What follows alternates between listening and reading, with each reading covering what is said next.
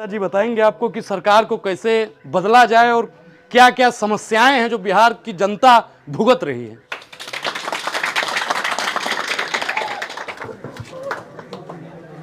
अभी आप social activist अनुराग ओझा जी को सुन रहे थे। सही ये कह रहे थे कि ये दौर वही है।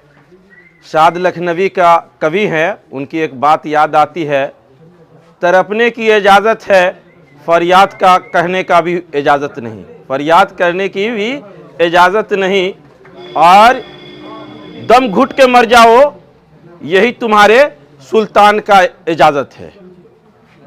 अभी सही कह रहे थे कि अप्रैल माह में सिर्फ इतना ही कहे कि अगर ये भी पूर्वाग्रह में अगर पूर्व की सरकार अगर ग्रसित होती तो ये भी मिट्टी में मिल गए होते। अभी अभी जो बिहार में आपको 3 मार्च को जो रैली हुआ है, इस बात का सबूत और मजबूत ठोस पैमाना दिया है कि अब तक का भारत में इतना बड़ा जन सैलाब वाला रैली हमारी समझ से हमको कहीं देखने को किसी स्टेट में नहीं मिला है जो बिहार में हुआ है। तो बिहार की धरती हर समय धारा बदलने का काम किया है।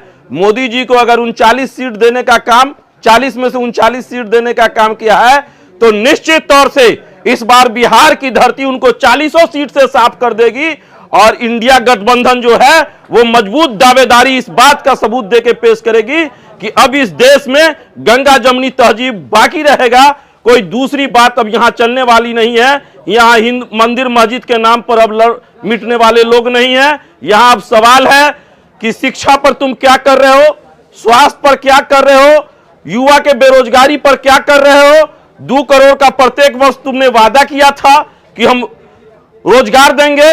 आज रोजगार के नाम पर क्या है कि अभी आप अनुराग ओझा जी से सुन रहे थे कि आज शिक्षा पर टैक्स बांधा गया है, तो शिक्षा ये आम आवाम में कैसे होगा।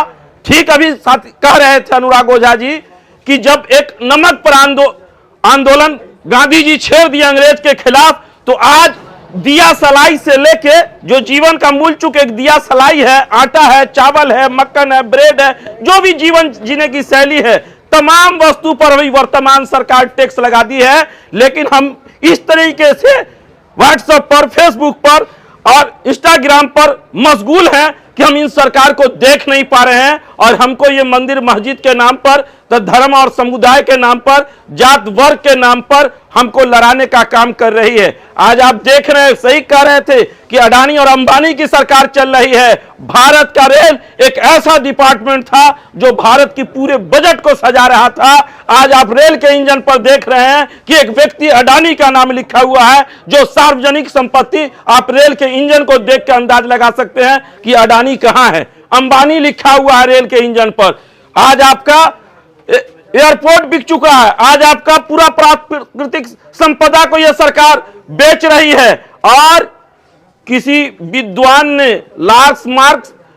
कार्ल मार्क्स ने कहा था कि जब किसी व्यक्ति का अंध भक्ति इतना तुम्हारे अंदर समो जाएगा, इतना तुम उसमें लीन हो जाओगे कि तुम अच्छाई से भटक जाओगे, तुम अपनी विकास की संरचना से, सार्वजनिक विकास से और आने वाले अच्छे भविष्य के धरोहर से भटक जाओगे और उस अंधभक्ति में तुम लीन हो जाओगे।